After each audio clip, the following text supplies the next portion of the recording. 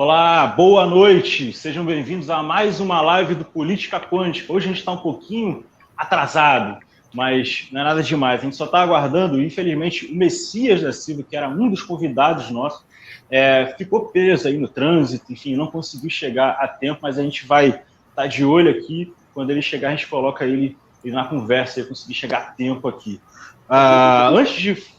Antes de falar aqui com os convidados, coordenadores e comentaristas aqui do Política Quântica, eu queria deixar um apelo, um recado também para vocês, no sentido de seguir a gente nas redes sociais. É muito importante que vocês sigam a gente no Facebook, a gente também está no Instagram, aqui, ó, o Guilherme está colocando aqui já, sempre atento, o Guilherme está colocando aqui para a gente já. A gente também está no YouTube e no Twitter. Tem todas as redes aqui embaixo, fica ligado. E agora tem uma novidade, não uma novidade, mas a gente está conseguindo tocar o nosso projeto de podcast, as nossas lives temáticas vão virar podcast, vão estar sempre disponíveis, já está disponível, a live da última semana já está disponível lá no Spotify, para vocês que não acompanharam a primeira parte do debate, e para quem quiser também, esse debate vai estar, a live de juventude deve estar lá a partir de amanhã, e a gente vai estar sempre disponibilizando essas lives lá no Spotify, no podcast de Política Quântica, Vozes do Ramal. Né? É muito importante. Então, e quem está ouvindo a gente também depois no YouTube, que as lives sempre vão para o YouTube também, fica ligado para poder clicar lá no like, dar uma curtida na gente, também ativar as notificações e se inscrever na página, que é muito importante para a gente estar conseguindo tocar esse projeto e estar trazendo mais lives para vocês, beleza? Sem mais delongas, já vou começar com boa noite. Boa noite, meu companheiro Eric, mais uma vez aí para a gente debater esse tema. Boa noite. Boa noite, Bob. Boa noite, Rudá. Boa noite a toda a nossa audiência, quem nos acompanha sempre. Mais uma vez, uma alegria de estarmos aqui podendo debater temas tão caros à sociedade. E é muito importante falar sobre a questão criminal, a questão da política de drogas. A gente vai abordar temas quentes hoje, como a questão do tráfico de armas, como a questão da dependência química como todo o tratamento que é dispendido. Então, nessa busca de buscar, parece até um pouco redundância, né? Mas nessa busca de alcançar soluções para a sociedade, estamos aqui mais uma vez dispostos a debater da nossa cara a tapa, propor para a sociedade um caminho alternativo, um caminho para poder chegarmos a uma mudança, porque o cenário que está aí não está nada legal. É isso, Eric, é isso. Importantíssimo tema que a gente já está trazendo aqui uma segunda vez. Rudá Lemos, boa noite, meu camarada. Boa noite a todos, é sempre uma felicidade retornar aqui às nossas lives temáticas de quinta-feira. E é um prazer gigante comentar esse tema, que é um tema tão pujante, tão quente da área de direitos humanos, como eu sempre falo.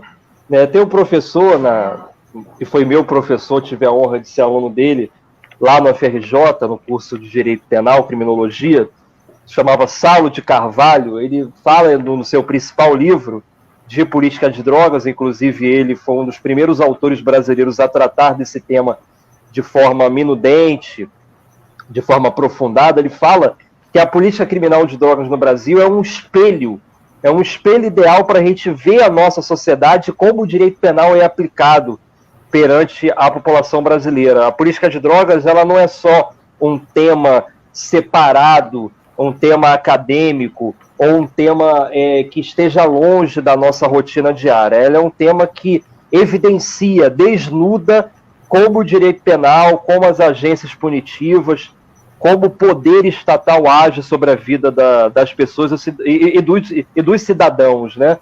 E principalmente daqueles menos favorecidos economicamente. Então é um tema quente, que a gente está tendo a oportunidade aqui de fazer a segunda rodada desse debate, já que o primeiro foi bem pujante. E é isso, vamos nessa aí ao longo da noite de hoje. Obrigado aí de novo, vamos nessa.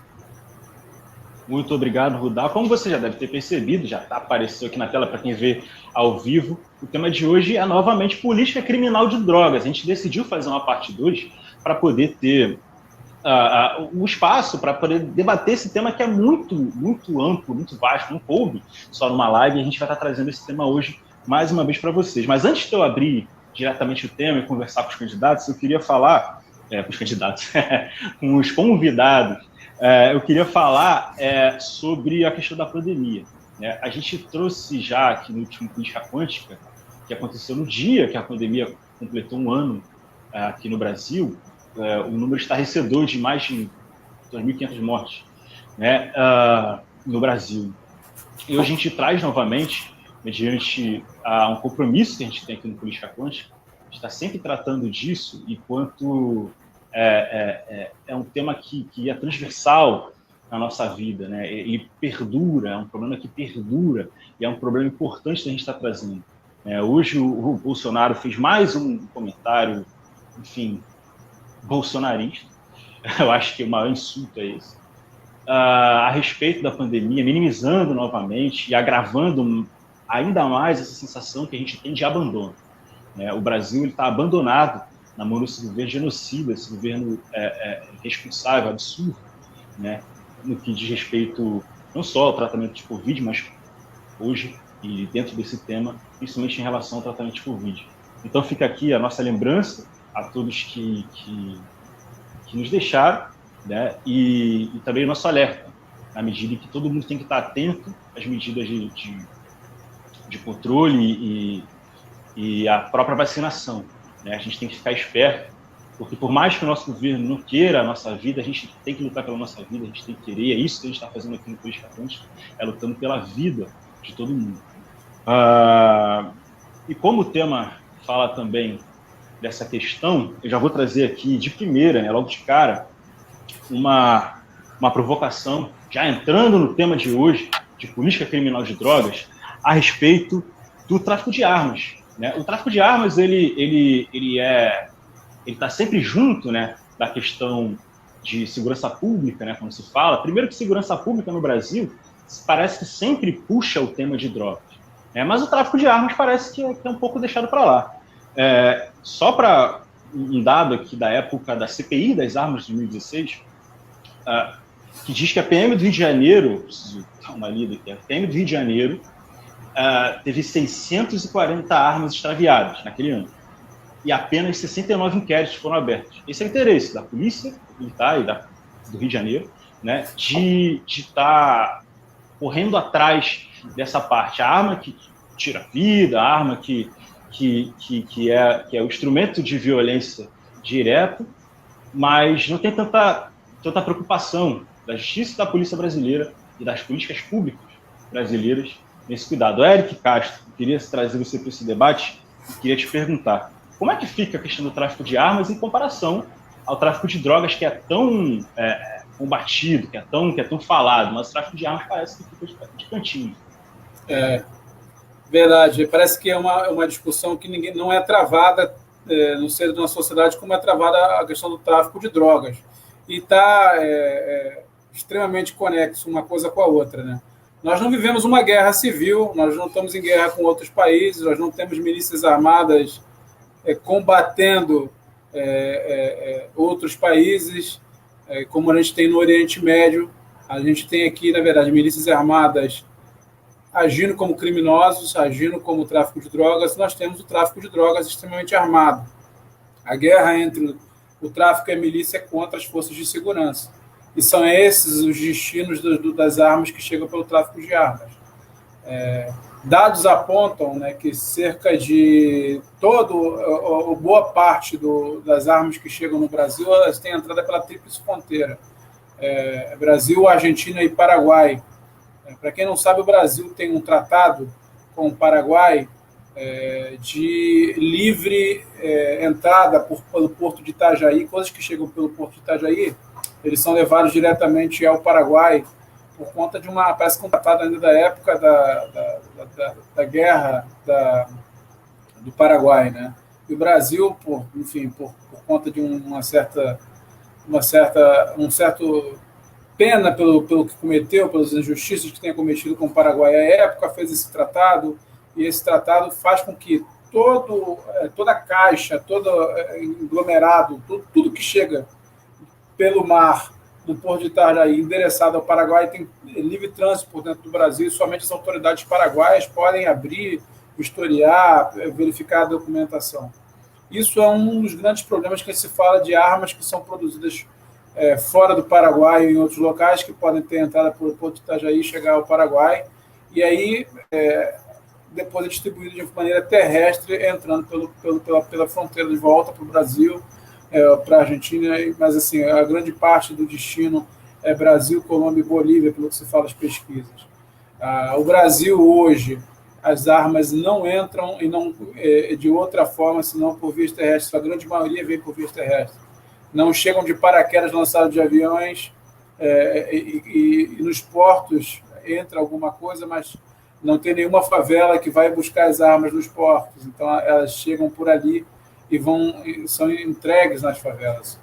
Então, a partir desse dado, o que a gente pode tirar aí? Que há, evidentemente, uma falha na fiscalização, na melhor das hipóteses, e na pior das hipóteses, há aí corrupção, há aí conveniência de forças policiais, há aí conveniências de quem deveria estar fiscalizando o tráfico de armas. Não se fala no tráfico de armas no Brasil, é algo muito rentável. Eu acho que a indústria de arma é uma das indústrias que mais ganha no mundo, a indústria que investe nas guerras, porque é quem ganha dinheiro com armamentício velho, né? E a gente tem que discutir também que houve um aumento do armamento da população brasileira. E aí a gente entra já num discurso que acaba, como sempre, caindo na política. O governo Jair Bolsonaro sempre foi um governo defensor de armas, um governo que desde sempre acreditou que armar a população era o caminho, quando a gente sempre há uma série de instituições de defesa da vida, de Rio pela Paz, né, que combatem a violência, sempre disseram, a partir de dados científicos e estatísticos, que quando uma população está mais armada, automaticamente os índices de violência crescem mais.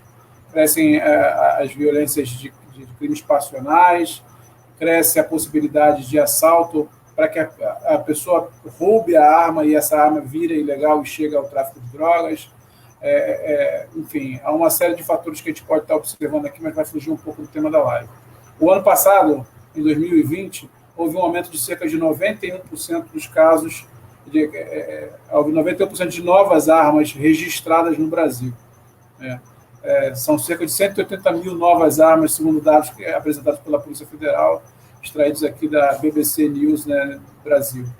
É uma reportagem que fala que esse aumento, evidentemente, parte da flexibilização da legislação, mas também de um discurso político que influenciou que a população se armasse, como se essa fosse uma maneira de trazer a segurança.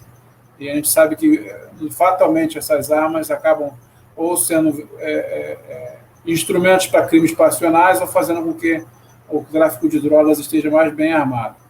A gente sabe também que, quando a gente fala de bem armado, o tráfico, principalmente aqui no Rio de Janeiro, não é coisa de amador, são armas de calibre militar, fuzis, armas antiaéreas, como é o caso da ponto .50, não é algo que é novidade, né? A gente vê que a Polícia Militar no Rio de Janeiro, ela utiliza do caveirão, que é uma espécie de veículo blindado para entrar dentro da favela, exatamente porque o armamento é um armamento de guerra, um armamento bélico muito pesado. E aí a gente volta a falar, como é que essas armas chegam até lá? Se não há conivência, se não há uma omissão muito grave. A política de inteligência da polícia é tão falha assim, a gente sabe que essas interrogações vão ficar sem resposta, mas no imaginário popular, naqueles que estão nos assistindo na audiência, com certeza, eles talvez tenham uma ideia do que possa estar acontecendo, ainda que não seja preciso e não seja confirmado. Então, assim, a gente precisa, evidentemente, enquanto cidadão, estar apresentando uma nova proposta de política de segurança pública. O Vessis, na última live, ele foi perfeito em dizer que o país hoje utiliza do direito penal como um projeto de segurança pública. E isso não é segurança pública. Na verdade, segurança pública é que não haja crimes, medidas para que não haja crimes, não penalizar depois que o crime ocorreu. O país que mais penaliza são os países que mais têm índices de crimes. Então, fatalmente, não há política de segurança pública ali. Então, a gente tem que, evidentemente, levantar esse tipo de discurso no sentido de que as polícias, as inteligências têm que agir para patrulhar, para, evidentemente, fazer um trabalho de evitar que essas armas cheguem às mãos do crime organizado no Brasil. Perfeito, perfeito. E é muito importante a gente sublinhar, né, que existe sim uma legislação voltada e pensada para a questão de armas no Brasil. Mas a legislação de drogas me parece ser muito mais específica. E a ação dos mecanismos que nós desenvolvemos, mecanismos esses são o Ministério Público, as polícias e tal, ela é muito diferente, ela é muito discrepante no que diz respeito à política de armas e à política de drogas. Kudar, faz aí a sua contribuição nesse sentido e fala para a gente por que as pessoas ligam tão menos para a questão do tráfico de armas e as pessoas não, o Estado liga tão menos para a questão do tráfico de armas e tem tanto foco no tráfico de drogas. Não discordo sobre o que você falou, não. As pessoas também, né? A gente pode fazer aqui uma análise do ponto de vista social. Por que a droga, por que o ato de alguém se drogar ofende mais do que alguém portar uma arma propriamente, né? Porque o debate moral acerca da política de drogas, ele é preponderante, se não o mais preponderante, né? Todo debate que circunda essa ansiedade entre legalização e não legalização, descriminalização ou não, é um debate que tem como pano de fundo principal a questão moral, né? Em principal no Brasil, que é um país de tradição judaico-cristã, que tem agora uma larga ascensão das comunidades evangélicas, e que você tem esse debate moral como sendo um dos principais ingredientes. Agora, falando da questão da arma propriamente, o que sucede?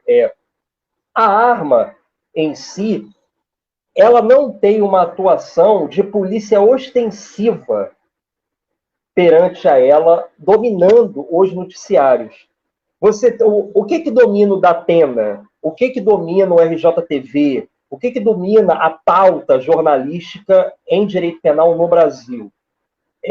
Agressão, fulano de tal agrediu não sei quem, morte, em principal, assaltos e repressão a pontos de venda de drogas. E acabou. Você não tem coisas que fujam muito disso, né? E, claro, quando tem um estupro, isso também entra também, né? Esses temas são temas que permeiam quase que a totalidade do noticiário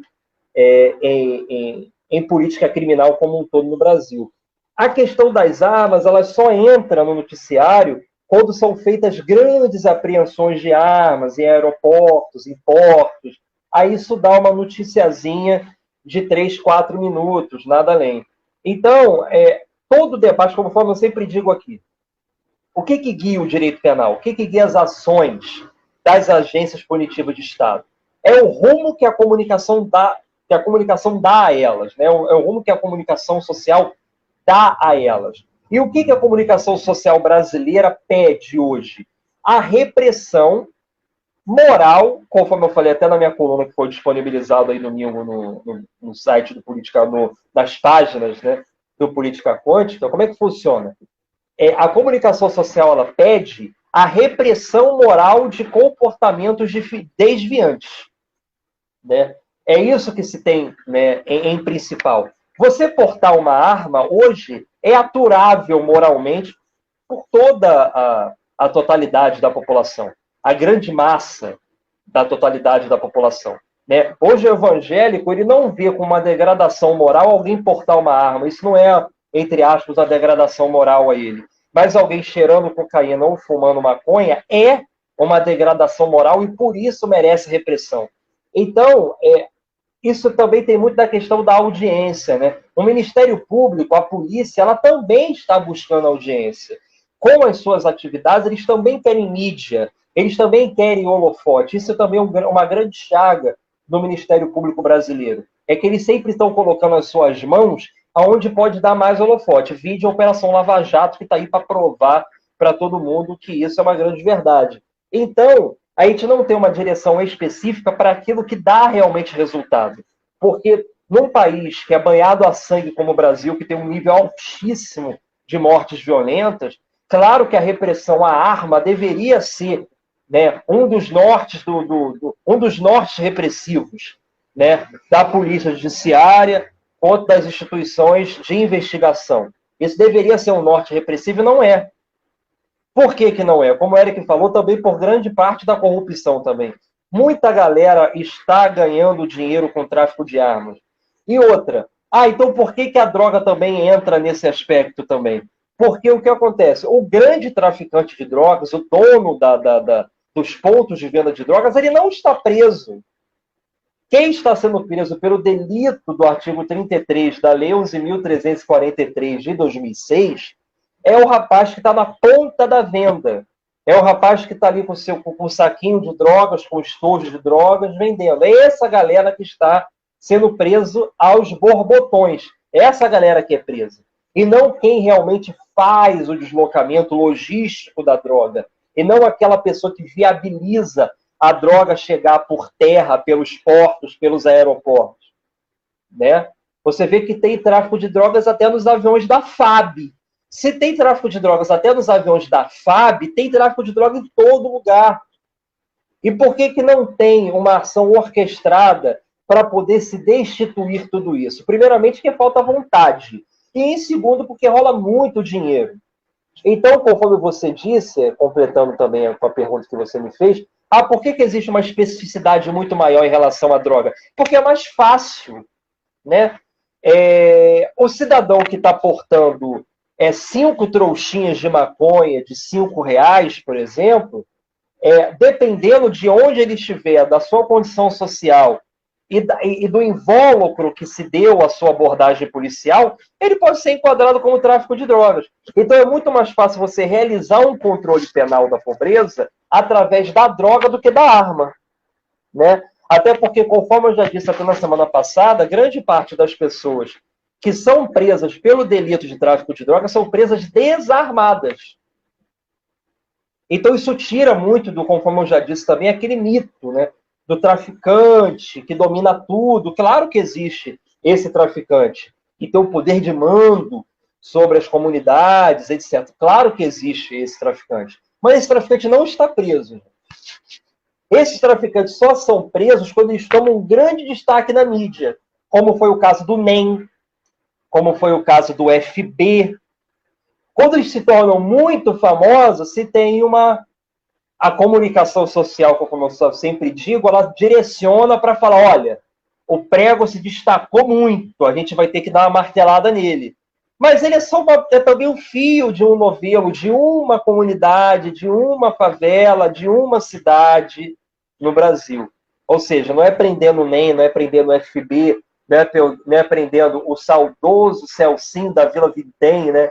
São figuras até do ponto de vista, fazem parte até da vida cultural do carioca, né? O Fernandinho Beiramar, o Elias Maluco, essa galera toda faz parte, né, da vida do carioca, porque eles estão no noticiário toda hora, então eles fazem parte, né? Assim como os bicheiros também fazem parte, né, que é o Castor de Andrade, que tem inclusive um excelente documentário dele do Globoplay, que eu acredito que quem tiver Globoplay tem que ver esse documentário, que é um documentário que fala muito sobre a realidade carioca, né? Você tem o Anísio é um portentoso bicheiro e está todo carnaval sentado na mesa de plástico lá da Beija-Flor fazendo apuração de votos.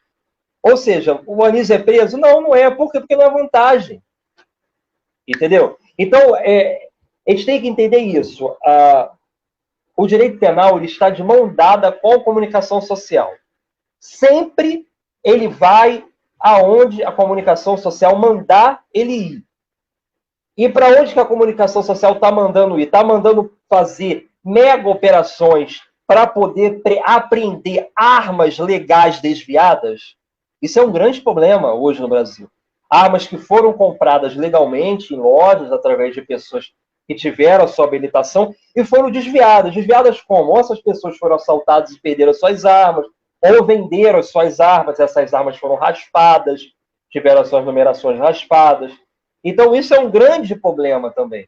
Mas se tem vontade política para isso? Não, não se tem. Mas se tem vontade política para poder botar uma viatura de polícia numa saída, por exemplo, de um Jacaré na vida, ou na saída do Morro da Serrinha, por exemplo, e ficar dando dura em pessoas que estão saindo dali com 10 reais de cocaína.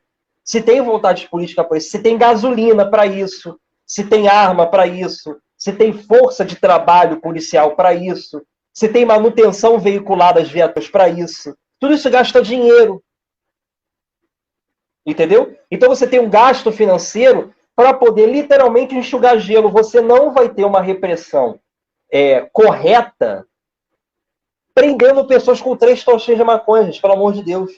Então, só encerrando, já falei demais, vamos lá. A moralidade guia os rumos que a comunicação social dá.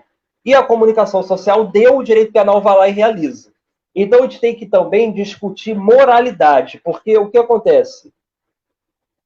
Qual é o objetivo que os grupos conservadores têm em relação à droga? Eu vou jogar 2 opções. Primeira opção é realmente acabar com os efeitos deletérios ruins desse consumo, recuperar, entre aspas, eu sou contra esse verbo, né? Mas recuperar as pessoas que estão em vício profundo e degradando suas vidas, realmente tem. Ou, segunda opção, apenas punir as pessoas pelas suas práticas de vida, pelas suas práticas. O desejo ali é apenas de punição ou é de recuperação? Ou é de resgate? Né? Então, qual é a grande charada? É você que apenas vê sangrar? Tipo, ele cheira, então ele não merece, ele merece sofrer. Não é assim que a banda toca, porque quando você criminaliza, você esteriliza. E quando você esteriliza, você não dá a possibilidade de recuperação. Né? Então, por isso que a legalização, na minha opinião, é necessária. Para poder ter um debate fora das algemas, fora da violência, fora desse debate que quer ver o outro sangrar. Ninguém tem de ver o direito do outro sangrar. Até porque, também escrevi isso na coluna, quando eu consumo drogas, quando alguém consome drogas, a única pessoa prejudicada sou eu. Qualquer tipo de ilação que se tenha para transladar, para transferir esse dano para a comunidade é errado. Mas o usuário financia o tráfico. Óbvio que ele financia o tráfico. Lá é o único lugar que vende, pô. Entendeu? Se a bebida só vendesse na boca de fumo, você acha que o Zeca Pagodinho ia subir a boca de fumo para tomar a brama dele, não, gente? Direito penal nunca coibiu a ação de ninguém. Porque tem sempre aquilo, se o bandido vê alguém armado, ele vai pensar 2 vezes antes de assaltar. Querido, se o bandido pensasse 2 vezes, nem bandido ele era. Bandido não pensa 2 vezes. Esse é o DNA do bandido. O bandido não pensa 2 vezes. Se ele acha que alguém vai estar armado, sabe o que ele vai fazer? Ele vai chegar e vai logo atirar logo, para poder neutralizar o alvo e assim concluir o objetivo dele. É assim que funciona. O bandido nunca pensa 2 vezes. Porque se ele pensasse 2 vezes, ele não era bandido. Então, pelo amor de Deus, como eu já falei muito, vou encerrar, dizendo o seguinte, é isso. Vamos deixar a moralidade de lado e investir em resultados. É isso. Eu acho só fazer aqui uma observaçãozinha, Bob, se tu permite. Assim, essa fala do Rudá no sentido de que o que nós queremos quando discutimos política de drogas criminalizar ou recuperar, eu acho que é algo que a gente tem que usar em vários temas que a gente falar de direito penal no nosso país. Quando a gente fala de população carcerária, a gente quer recuperar ou a gente quer revanchismo? Quer apenas condenar? Quer apenas culpar? Quer apenas fazer sofrer? Quando a gente vai falar sobre discussões de criar um novo tipo penal, de aumento de pena ou de redução de pena, a gente tem que sempre estar discutindo o que a gente quer enquanto sociedade. A gente quer recuperar ou a gente quer punir? Quando a gente fala de que a gente tem que pensar penas alternativas, como o uso da tornozeleira, é claro que entra aí também toda uma esfera de gasto público, do quanto um preso gasta hoje para o Estado, e o quanto isso pesa nos cofres públicos, mas acho que também tem que estar feita essa pergunta. O que a gente quer? A gente quer recuperar e a gente quer punir. O nosso sistema prisional hoje ele não recupera ninguém. Ele apenas é um sistema punitivo. Da mesma forma, a nossa política criminal de drogas ela tem se mostrado apenas uma política punitiva. Ela não pensa em recuperar ninguém. Então, para a gente não ficar somente aqui na teorização, quando a gente fala aqui, como o Buda fala aqui, que ele acha que deve ser liberada as drogas para poder trazer a discussão para um outro local, que não seja o local da penalização, ele está dizendo o seguinte: a gente tem que, enquanto sociedade, imaginar que certas drogas, certos vícios têm que ser tratados como um problema de saúde pública e tem que ser dado para ele o verdadeiro tratamento, o devido tratamento. Então, tira o objeto daquele local ali de criminalização, da palmada, e coloca ele no local do diálogo, do espaço e de avanço. Eu acho que isso que a gente tem que fazer enquanto sociedade. Qualquer ponto que a gente discute, principalmente quando estiver relacionado ao direito penal, eu acho que essa pergunta tem que ser feita. O que você quer? Qual que é a finalidade da pena? Eu penso que a pena ela tem, sim, um papel punitivo. Eu acho que todos os teóricos de direito penal vão dizer isso. Mas a sociedade, quando pensou em criar uma pena, pensou em tirar o cidadão do convívio para puni-lo, porque privar alguém de liberdade é algo terrível. Ninguém gosta de ficar enjaulado. Nós estamos vivendo hoje a situação da Covid, tendo o nosso ir e vir um pouco mitigado, principalmente aquelas pessoas que têm consciência e amor ao próximo, estão fazendo o seu isolamento social. A gente sabe que é difícil perder o ir e vir, esse direito da liberdade do caminhar, do confraternizar, do falar, está mitigado. Então, assim, a pena privativa de liberdade é uma pena muito danosa. Ela é bem ofensiva ao indivíduo. Então, é claro que ela é punitiva. Mas quando a sociedade faz isso, ela pensa também em recuperar aquele indivíduo, tirar ele do convívio para que ele também seja punido, mas ali, a partir daquilo ele reflita, ele tenha oportunidades de lá dentro, tendo uma série de medidas socioeducativas, repensar a situação dele e ser reinserido. É claro que a gente está falando de uma imensa maioria de presos, como é no caso do Brasil, de pessoas que cometeram crime contra o patrimônio. Não estou falando aqui que um serial killer vai deixar de ser serial killer porque passou por palestras e foi dado para ele uma oportunidade de ser diferente. Não, aí sempre tem aquela, só me perdoa aí, Eric, sempre tem aquela discussão, e se fosse com a sua mãe? Pelo amor de Deus, isso não significa nada, porque o que acontece, só contribuindo nesse diapasão aí, no seguinte sentido, gente, se fosse com a minha mãe, eu queria ver o cara morto. E o que tem a ver isso? Nada. Porque o que acontece, a gente tem que separar o que é a esfera individual da esfera estatal, da esfera social. E se estuprasse e matasse sua mãe? Porra, primeiramente que esse exemplo é nojento e torpe, todo mundo fala isso a todo instante. Sua mãe e sua filha. Isso, a mãe, sua filha, sua avó, né? Se isso acontecesse comigo, eu ia querer ver o cara morto. Mas isso sou eu. Eu não posso ser a régua, né, de medição do Estado. O Estado tem que ter uma outra visão perante o indivíduo. A minha visão não tem que balizar a política de Estado. É isso que as pessoas não entendem. E outra, como o Eric até falou semana passada, a cadeia não está recheada de estupradores e assassinos. Não está. Definitivamente não está recheada de assassinos e estupradores. Por quê? 9 em cada 10 homicídios no Brasil não tem solução pela polícia judiciária. Então, não rola. Homicida não vai para cadeia, só 10%. E estupro não é um crime que está também generalizado dessa forma, a ponto de colocar 700 mil pessoas encarceradas. Então, o que encarcera é tráfico de drogas e crimes pontuais contra o patrimônio. Entendeu? Então, só para deixar isso claro. Entendeu? Que ele está defendendo vagabundo. Que vagabundo? Entendeu? Que vagabundo? Vamos pessoalizar? Qual é o debate aqui? Qual é a sentença? Querido, só para encerrar aqui, que eu estou me metendo aí na fala do Eric. Se a gente soltasse no Brasil só quem está com cadeia vencida, isso já seria um grande avanço. Tem muita gente presa com cadeia vencida no Brasil. Então, o grande problema no Brasil não é encarceramento, não. É a liberdade. Além disso, Rudá, é por aí. Perfeito.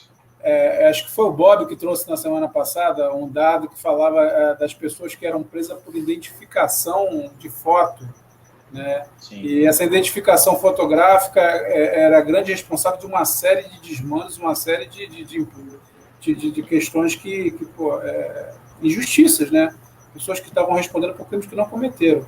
E a sua imensa maioria, evidentemente, pessoas de pele negra. Né? Eu trouxe o dado da semana passada que a cada 3 homens presos, 2 são negros. Né? E isso demonstra que a nossa população carcerária é a população que está mais à margem, mais pauperizada e, em sua grande maioria, é negra. Então, não tenha dúvida que as pessoas que estão puxando cana além do tempo, como o Rudá fala, ou os caras que são identificados indevidamente, a grande maioria é negra. Então, é claro que quando a gente fala de política criminal de drogas ou de sistema penitenciário ou de política de segurança pública no país, a gente sempre vai ter que fazer um recorte de raça. O nosso país é um país que tem, evidentemente, um racismo estrutural muito arraigado. Há uma grande parcela da sociedade que defendeu e ainda defende que não existe racismo no Brasil. O Brasil, que foi um Estado que teve o branqueamento da sua população como política de Estado, né? A gente viveu isso no passado, e a gente vive ainda hoje muita gente criticando ou fazendo comentários toscos acerca da cor de pele e de cabelo das pessoas, colocando isso sob maneira à frente de caráter e outros valores tão mais caros e importantes do que a questão física das pessoas. E, enfim, isso permeia também o direito penal, isso permeia também a política de drogas, a política de carceramento. Que nem o Rudá falou, cara, o traficante que vai preso é aquele cara que está ali vendendo, é o cara que está na ponta lá, é o cara que levou a droga até lá, o cara que possibilitou a droga até lá, o cara que fechou os olhos e virou as costas quando a droga estava passando, o cara que talvez esteja engravatado em certos locais de certos poderes da nossa república, ganhando dinheiro para que isso aconteça, tendo seus helicópteros apreendidos por aí. Esses caras continuam livres, continuam sendo eleitos, continuam com seus cargos comissionados, continuam com seus cargos concursados, bem remunerados pelo Estado. Evidentemente, fazendo com que muitas pessoas morram, sofram e passem por a violência. Semana passada, o Messias fez alusão aqui às crianças que foram mortas pela violência do tráfico de drogas no Rio de Janeiro. Né? A gente fala, são várias ágatas, vários meninos de Belford Roxo que acontecem diariamente no nosso país. Provavelmente agora tem uma criança morrendo no nosso país e justamente por conta de uma crise de tráfico, né? De uma crise de violência por conta da falta de segurança pública no nosso país. Deixa eu só contribuir no seguinte sentido, rapidinho, que ele falou. Rapidinho, Rudá. Antes de diga fechar, lá. Eu já vou trazer também uma questão aqui que cabe muito dentro desse tema e é muito importante, né, a gente trazer a questão da seletividade penal. A gente já entrou nessa questão e é fundamental a gente entender que no país em que é institucionalizada a invasão da polícia dentro da casa de uma pessoa por morar em uma favela, ou seja, é isso que acontece no Brasil hoje. Hoje, o Brasil pode entrar na casa do pobre, é isso, simples assim. A polícia pode meter o pé na sua porta e entrar autorizado pela justiça. Né? Isso é política pública no Brasil. É isso que a gente estava debatendo. Né? A gente estava debatendo justamente essa parte de política pública. A gente estava debatendo justamente essa parte. E quando o Rudá dá aquele exemplo, se fosse sua mãe, esse exemplo é perfeito, porque a gente tem que entender que a lei, a política pública, ela cuida de uma sociedade, ela não cuida da tua vida, especificamente. Ela não tá aqui para isso, ela está aqui para, sim, cuidar da sua vida e da vida do outro na medida em que a gente vive em sociedade. E a gente falha com isso todos os dias, à medida que pessoas são mortas por conta da sua cor de pele, por conta de um racismo estrutural, né? E por conta também do lugar onde moram. Eu vim trazer uma questão que saiu, acho que, se não me engano, hoje ou ontem, no Intercept, mas, enfim, é notícia e está em todos os lugares, quer dizer, deveria estar em todos os lugares, que é da proibição imposta pelo STF, que vem sendo descumprida pela polícia do Rio de Janeiro há 153 dias, a proibição de operações policiais em favelas durante a pandemia. Esse dado é importante, e esse descumprimento é importante, porque existe um outro dado que traz justamente a cara, a lógica, o sentido, né, dessa proibição. No mês seguinte à proibição do Supremo Tribunal Federal, os crimes violentos, crimes de homicídios, crimes relacionados aí com menos polícia, com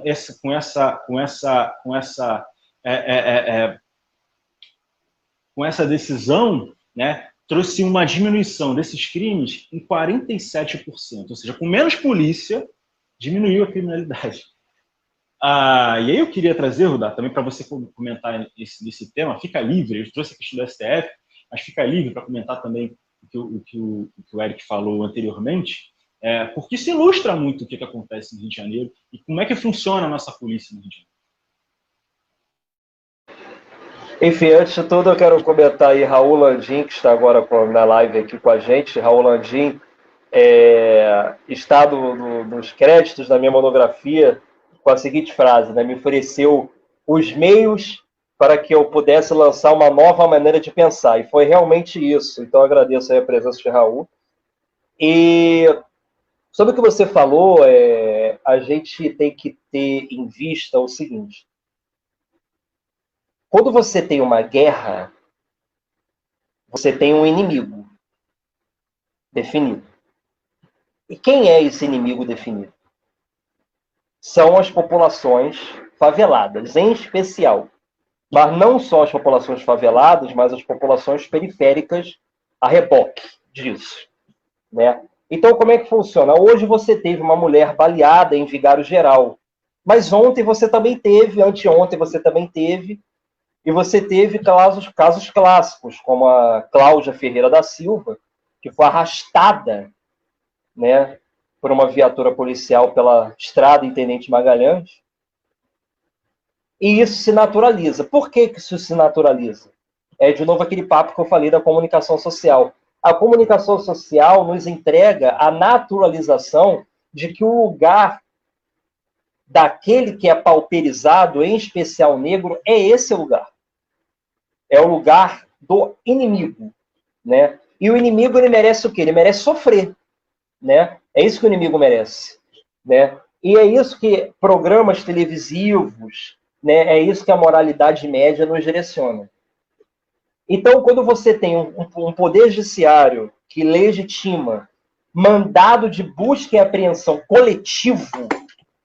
Opa, tivemos aqui uma queda. Mas como você... Vamos técnico. Quando você legitima mandado de busca e apreensão coletivo em uma comunidade, você deixa muito claro para que lado você está remando. Você deixa muito claro aonde o poder punitivo estatal está, em de que lado ele está. Ele está do lado do sangue, ele está do lado daquele que combate. Mas combate o quê? Né? O que esse combate está levando? Esse combate leva à esterilização dessas comunidades.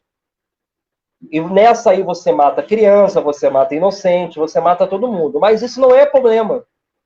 Por que isso não é problema? Porque tem uma operação abafa pela moralidade média e pela comunicação social. Quando você tem uma decisão vinda de Brasília, uma decisão razoável, que em tempos de Covid, que não se pode ter aglomeração, operações policiais precisam ser abalizadas pelo pedido anterior do Ministério Público, isso é o quê? Isso é o mínimo razoável. Ele não está fazendo nada demais, não. Ele está fazendo apenas o básico do básico, do básico, do básico, do básico, do básico. Isso é cumprido? Não. Por que não é cumprido? Porque se não for cumprido, qual é a punição? Nenhuma. A sociedade pede sangue, a sociedade pede invasão. A pessoa que está lá no Península da Barra, a pessoa que está encastelada nos seus condomínios, seja lá onde for, ela quer pegar sua pipoquinha de micro-ondas, sentar na frente da televisão e ver as favelas serem invadidas para ter um sentimento interno de que a justiça está sendo feita. É isso que ela quer, no fundo. Ela quer ter sua sede de sangue aplacada. É isso que ela quer, no fundo. Ela não quer a solução do problema de drogas no Brasil. Porque ela sabe que a polícia vai entrar, a polícia vai sair, o tráfico vai continuar. Então, qual é a única consequência prática, imediata, de invasões desmedidas em favelas? É a morte de inocentes, só isso. Quando você prende um fuzil, 2, no outro dia vai chegar 70. E cadê a repreensão para poder esses 70 entrar na favela, entrar nas comunidades? Não tem. As favelas hoje, como é que chega a cocaína? As pastas base de cocaína chegam em caminhões de cimento. Não tem aqueles caminhões que giram para fazer laje, né? Que você joga mangueirinha na laje, que você contrata, que é caro pra cacete. Aquele caminhão que gira, aqueles caminhões são contratados para levar pasta base de cocaína para dentro da favela. E cadê a repressão para poder apreender esses caminhões? Não tem. Por que não tem? Porque essa galera está levando um dinheiro altíssimo com isso tudo. Então, a gente tem que encarar e direcionar os nossos esforços para aquilo que realmente vai dar resultado. A invasão desmedida de polícia em favela não dá resultado. Isso está comprovado ao longo dos séculos. Isso está comprovado, assim, para quem quiser ver. Porque todo dia a gente tem uma pessoa morta em favela.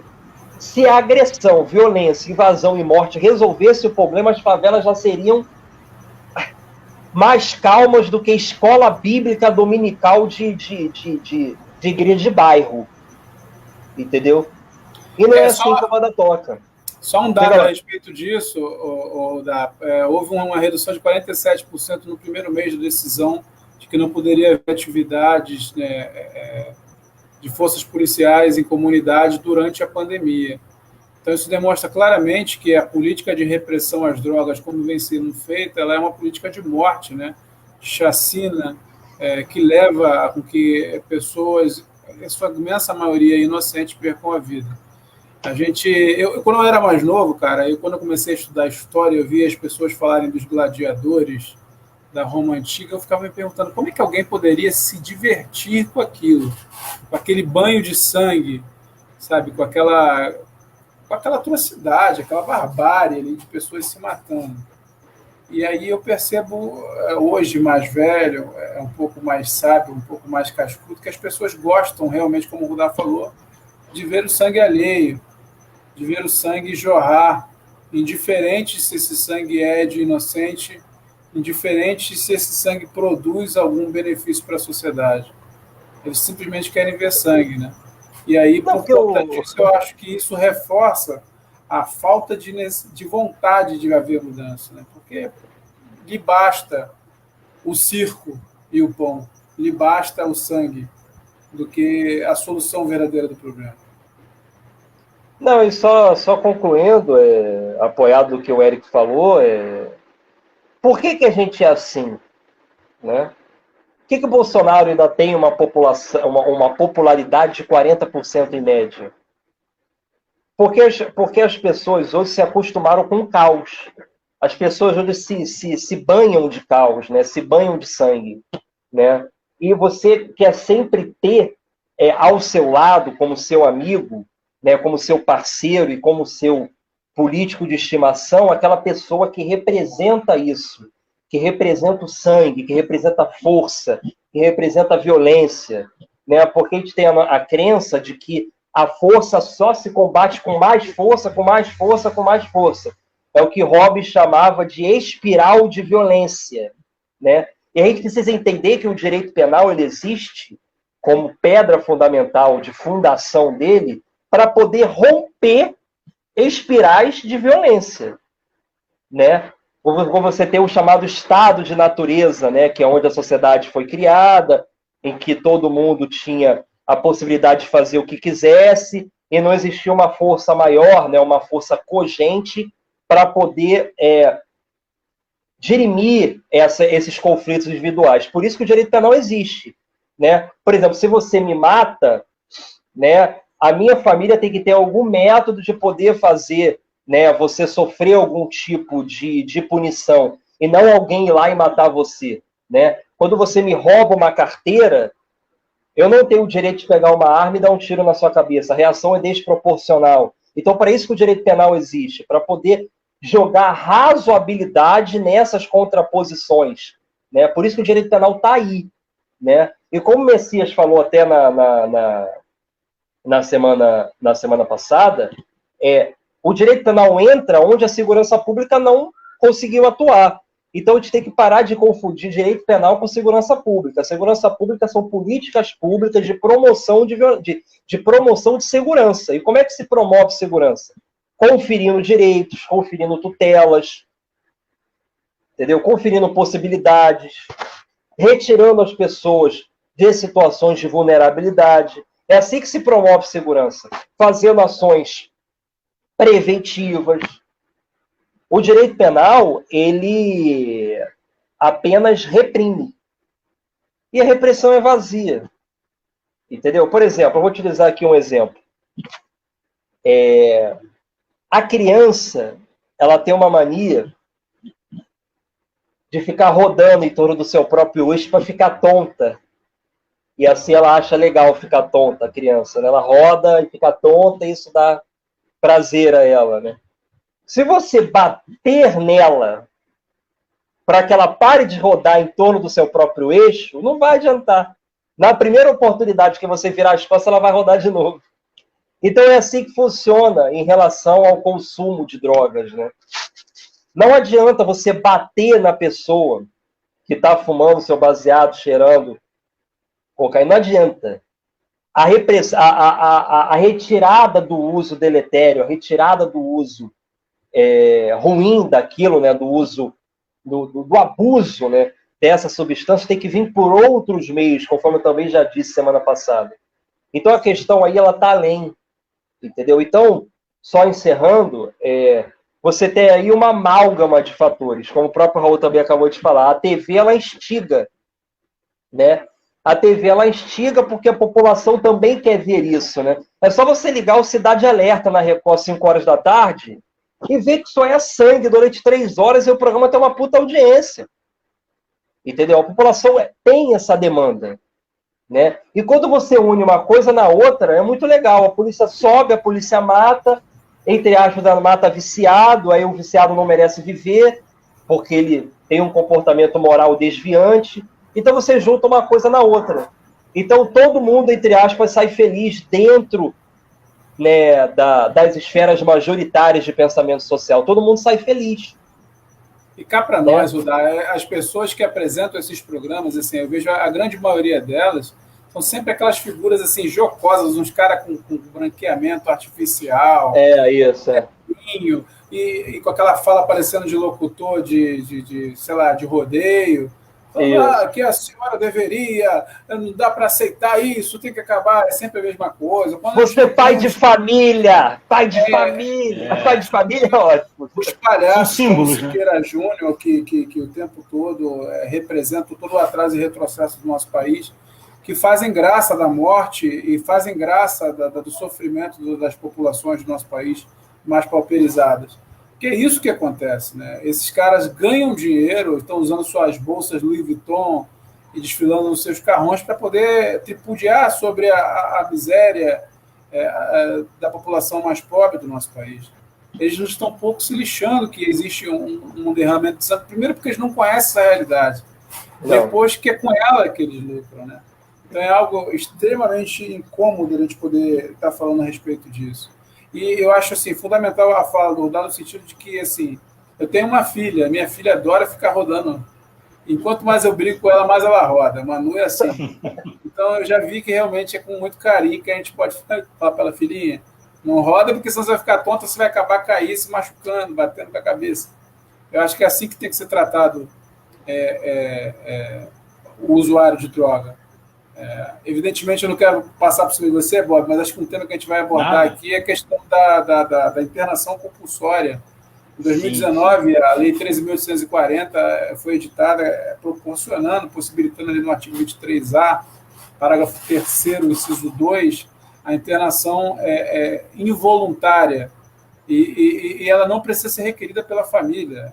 A lei abre uma brecha de que um policial, de que um servidor dada a situação em que se encontre compulsoriamente, interne o usuário de droga. E, evidentemente, que a internação pode ser um meio de solucionar o problema a partir do momento que ela é destinada para uma instituição séria, que vai fazer um trabalho com um bom acompanhamento psicológico sério, e isso se dá de maneira voluntária. Eu acho que é uma discussão que tem que ser feita.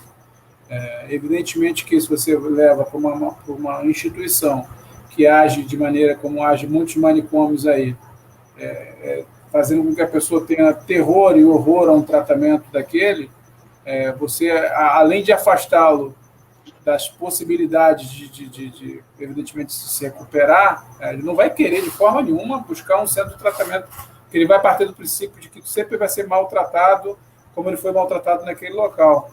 Você faz com que as políticas públicas, né, que devam ser desenvolvidas verdadeiramente por uma equipe de saúde, fiquem cada vez mais afastadas, né?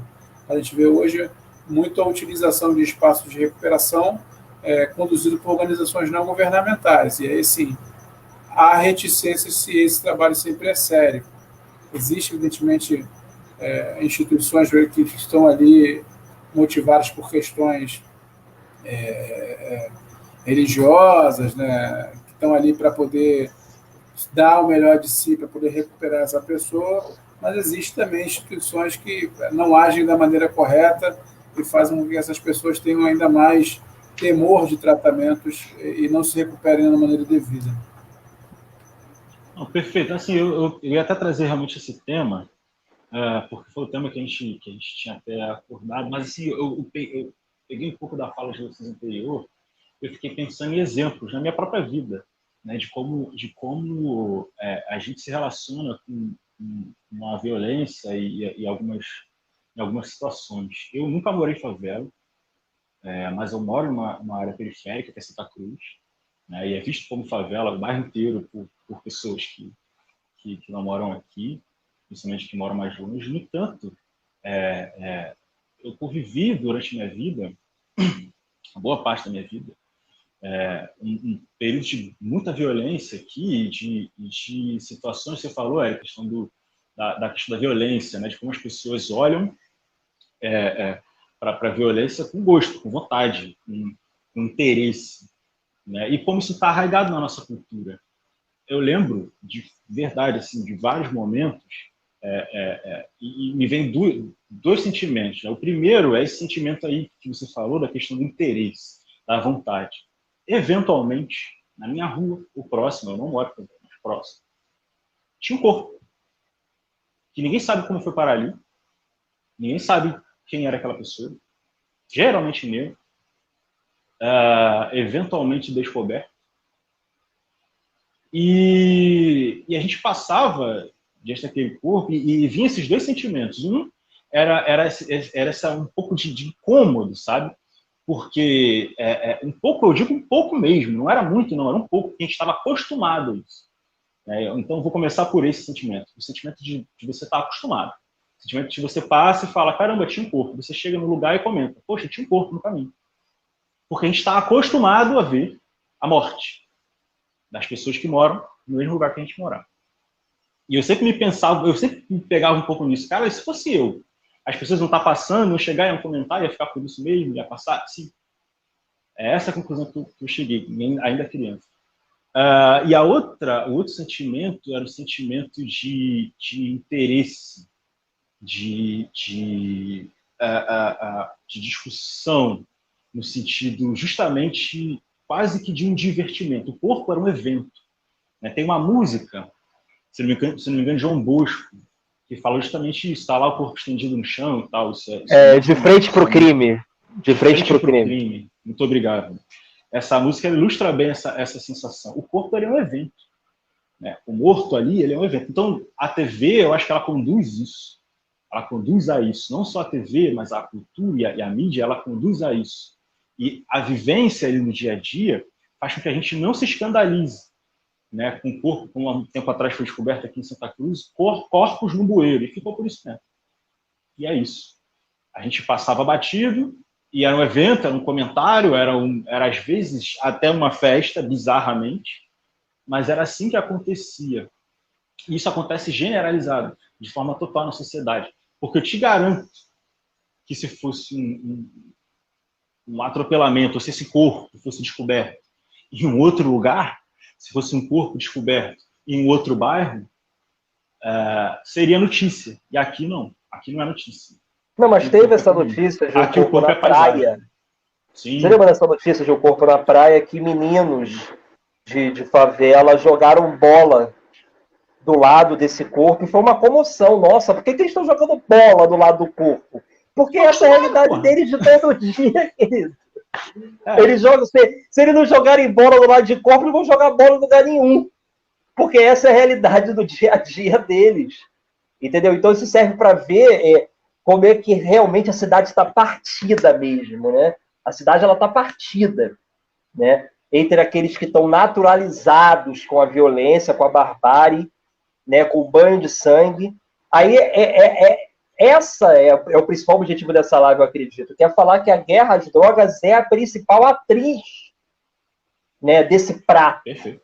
Né? É a principal atriz dessa peça de teatro horrenda, de naturalização de violência. Porque as áreas periféricas, em principal as áreas de favela, são áreas em que você vai lá, entrega a morte e sai. Vai lá, entrega a morte e sai. Vai lá, entrega a morte e sai. Então você tem como isso, você se alimenta disso todos os dias. Então você tem que se acostumar com isso. Eu acho que todos nós aqui, acho que é por aí. Acho que todos nós aqui que vivemos na periferia, né, e o Política Quântica é isso também, é trazer um olhar da periferia. Eu moro em São João de Meriti, moro em Santa Cruz, o Dá em Madureira. Todos nós, em algum momento da nossa vida, em algum momento da nossa infância, que eu acho que é dever, né, da família, do Estado, proteger a infância, da sociedade em geral de proteger a infância. Em algum momento da nossa infância a gente viu um corpo, né? E a gente, caramba, tem uma pessoa morta ali.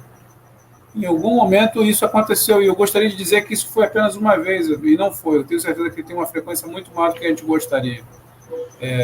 Pegando aí um pouco da analogia com as músicas, né? Tem uma música também que eu acho que é do Gabriel Pensador, que é Brazuca, foi um negócio de Zé Batalha. Ele fala também, tá lá mais um corpo estendido no chão, tá lá mais um corpo com a camisa do Mengão, tá lá mais um corpo, e o Brasil é campeão, algo do tipo, a letra fala.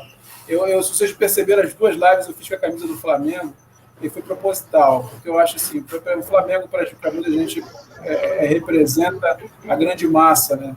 E é a grande massa mais pauperizada que está ali sofrendo os impactos da violência no dia a dia, sofrendo os impactos da política de drogas falida que o Brasil adotou e vem adotando até hoje, sofrendo os impactos de uma sociedade que não quer ter segurança pública, que não quer ter projeto de segurança pública.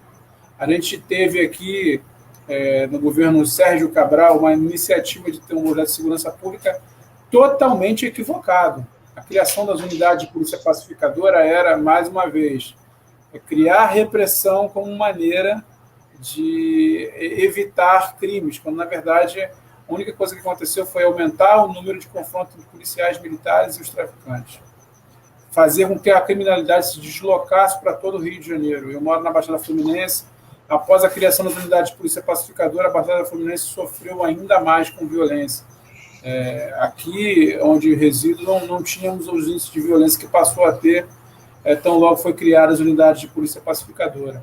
Então, assim, a gente tem que, evidentemente, enquanto sociedade, se propor ao debate, e os gestores públicos, as pessoas que conduzem o Estado na busca do bem-estar social, né, na busca do bem-estar coletivo, projetar e aplicar políticas públicas de segurança. E isso, evidentemente, tem que vir alinhado a uma política pública de assistência social, uma política pública de cultura, uma política pública de educação. Eu sempre falo assim, eu acho que onde entra a dança, onde entra o teatro, não entra a bala, não entra a violência. Então, aonde entra o esporte, a criança tem ali um espaço para poder estar ocupando o seu tempo de uma atividade benéfica. Então, a gente, evidentemente, e aumenta as possibilidades de sonhar, né? A gente, evidentemente, tem que desenvolver política pública de verdade. E para isso, a gente tem que ter gente governando o país com pensamento de seres humanos de verdade. A gente hoje é governado por uma pessoa que relativiza, chama de mimimi e dá gargalhada em dia que morre mais de 1.900 pessoas vítimas de Covid. Tem uma pessoa governando o país que desde sempre quis dar respostas rasas e fáceis para problemas complexos, que não optou em minuto nenhum durante a pandemia de minimizar, de ouvir a ciência e, evidentemente, foi uma das pessoas que com certeza levantaram as suas vozes contra a decisão do STF para não ter atividade nas favelas, o que reduziu drasticamente o número de mortes em confrontos, né? Evidentemente, isso é uma decisão que gerou impactos diretos e indiretos no montante da questão da Covid-19. Eu tenho aqui os dados do DEPEN, do dia 7 de setembro, que diz que até o dia 7 de setembro de 2020 foram testadas apenas 68.516 pessoas do sistema prisional, sendo 19.994 confirmados casos de Covid-19 e 105 óbitos. Evidentemente que esses números trazem aí uma possível defasagem dos dados, né? Talvez o número de mortes seja muito maior. Por que eu estou trazendo essa questão aqui, Covid? Não estou desviando o foco, não. É trazendo a questão para se perceber o tratamento que é desprendido pelo governo quando se fala de políticas de segurança pública, quando se fala de política penal, quando se fala de política de combate às drogas. É sempre o tratamento mais desumano que se possa pensar. É sempre o tratamento mais ineficaz que se possa pensar. É sempre o tratamento que faz com que as populações pobres, negras e carentes sejam cada vez mais massacradas, cada vez mais escorraçadas, cada vez mais dizimadas. Quando a gente fala que virou normal a gente ver mortes no nosso cotidiano, eu ainda acho que não é normal para mim ver morte de criança. Para mim, ver uma menininha morrer é uma coisa muito dura para mim que sou pai, entendeu?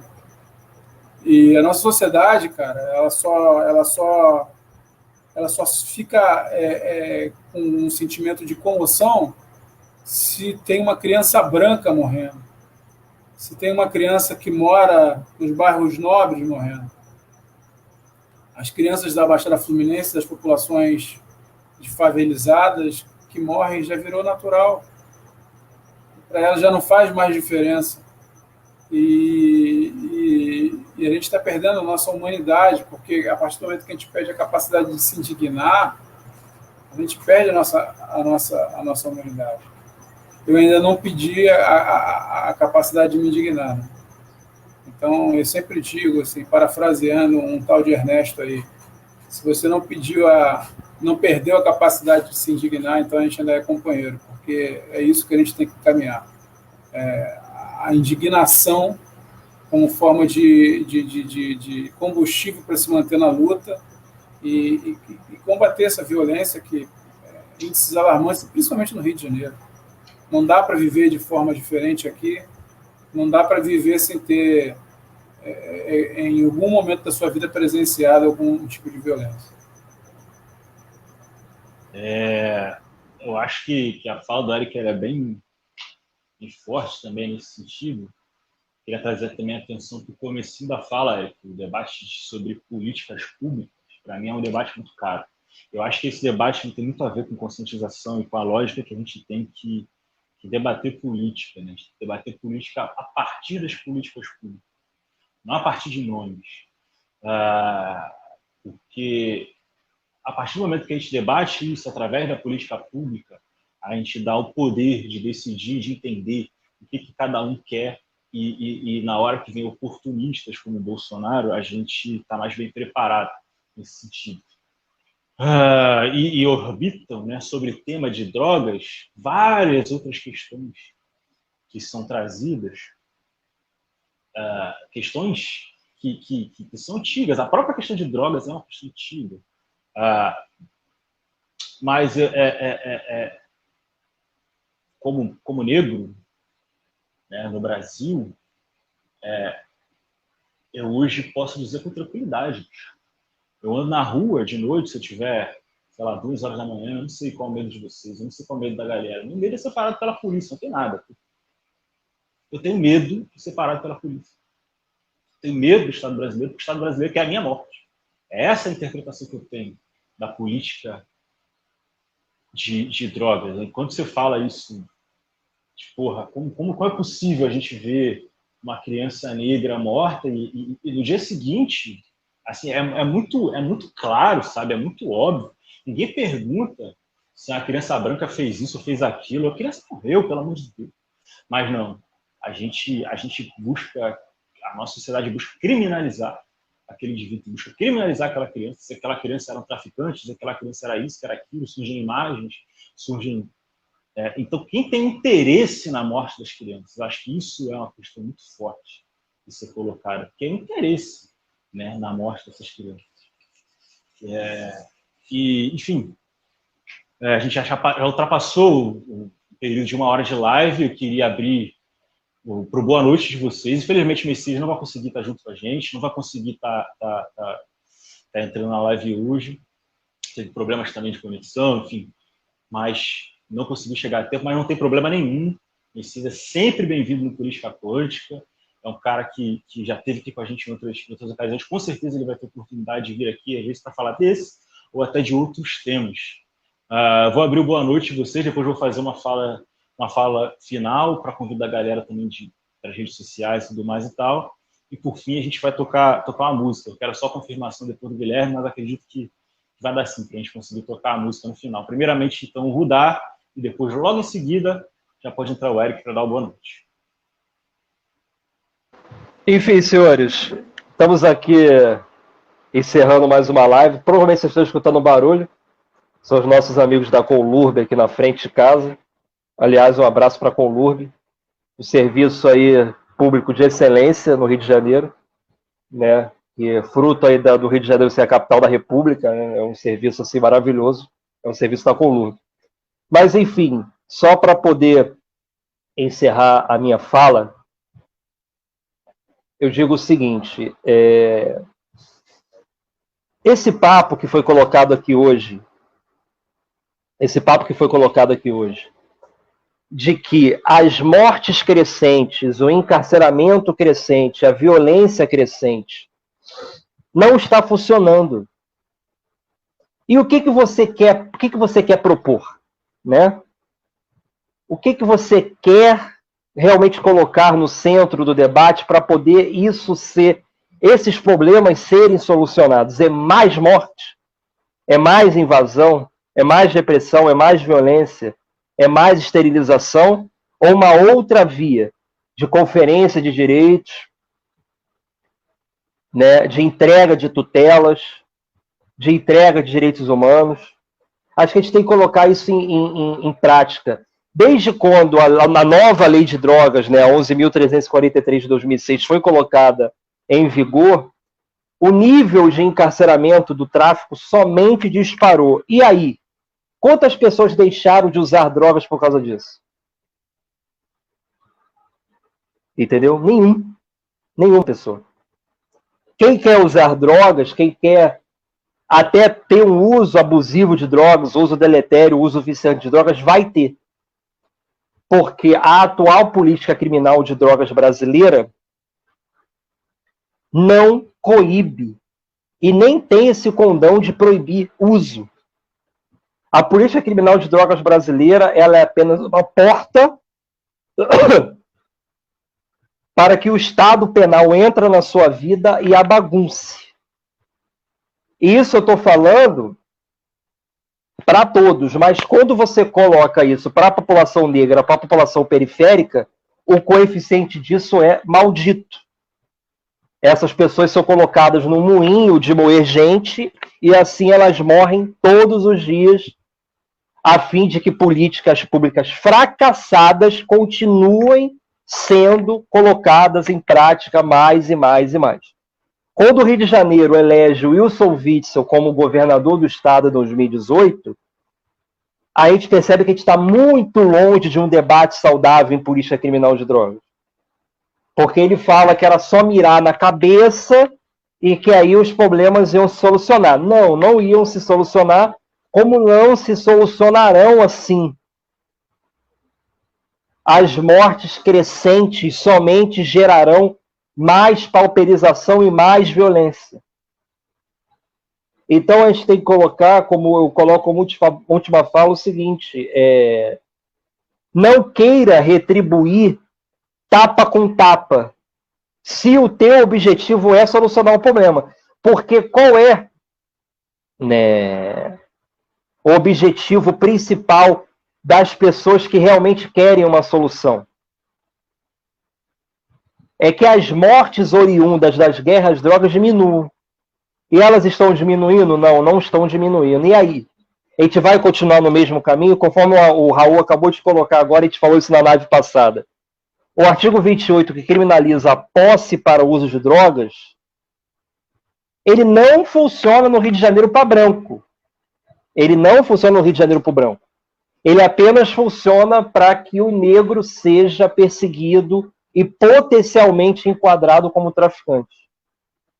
A insegurança jurídica é a principal chaga que a política criminal de drogas entrega para a população negra no asfalto, essa insegurança.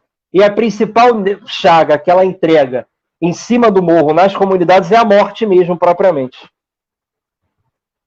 Não que o negro não morra no asfalto, que morre a beça aos borbotões, mas em principal em seu local de moradia, porque ali é o local, né, de troca de balas de confronto.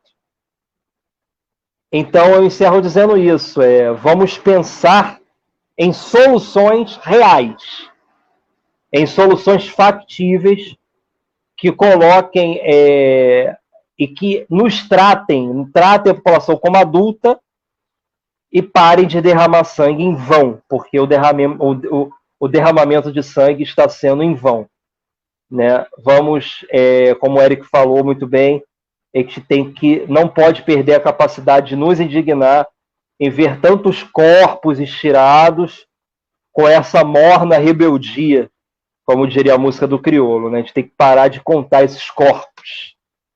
E é isso, senhores. Muito obrigado a todos e o debate é sempre frutífero. Muito obrigado.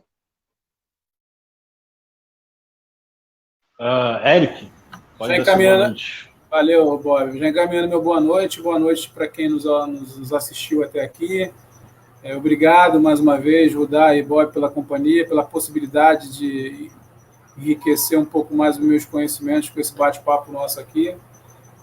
Eu só queria deixar, por fim, duas frases ditas para mim e por muitos como o maior dos homens que pisou na terra, né? Amai ao próximo como a ti mesmo, e aquele que nunca pecou que atire a primeira pedra.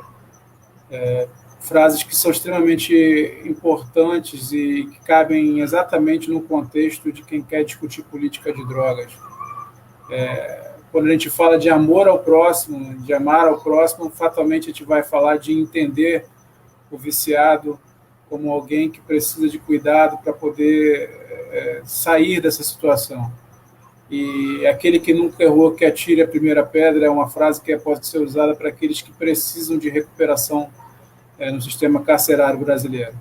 Então, assim, acredito eu que a partir do momento que mais pessoas possam estar nos ouvindo, mais pessoas possam estar tendo um papo como o nosso, aprofundando as discussões, a gente evolui enquanto sociedade. E eu espero que eu consiga ver em vida uma sociedade que tenha modificado a sua maneira de pensar a política de drogas, a política de carceramento e a política criminal, pelo bem do nosso país, pelo bem das nossas crianças, pelo bem do nosso povo como um todo.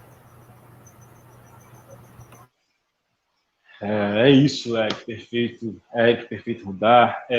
Eu queria, antes de encerrar o vídeo, também deixar o meu boa noite, alguns agradecimentos. Eu queria agradecer a Vitória Florencio, que é a coordenadora também do Política Quântica, que faz as nossas artes lá e tal.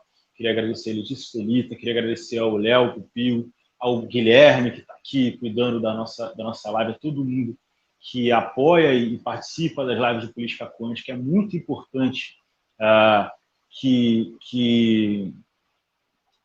a gente consiga, através desse espaço aqui, debater temas que venham trazer à luz mesmo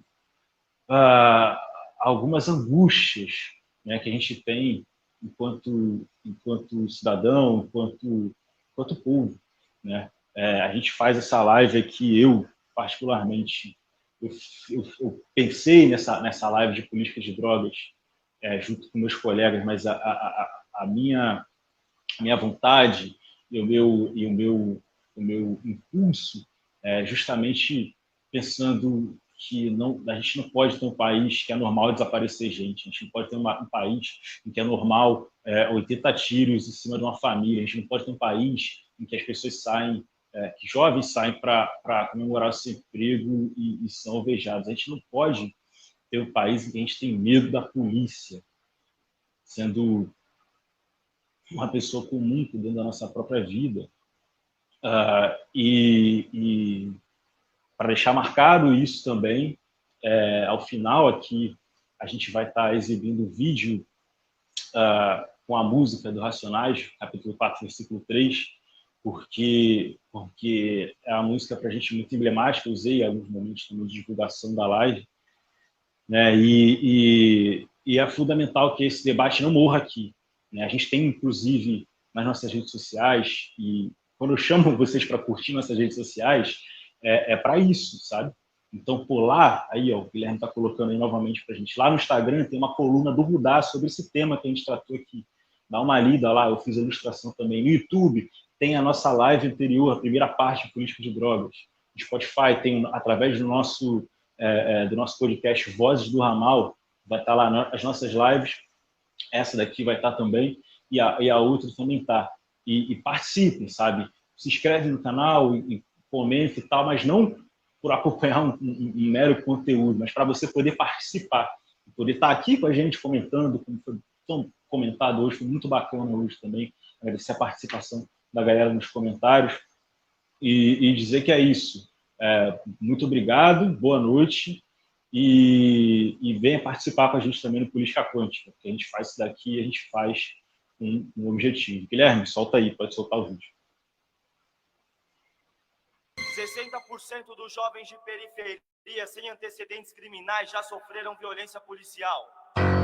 A cada 4 pessoas mortas pela polícia, 3 são negras. Nas universidades brasileiras, apenas 2% dos alunos são negros. A cada 4 horas, um jovem negro morre violentamente em São Paulo. Aqui quem fala é Primo Preto, mais um sobrevivente.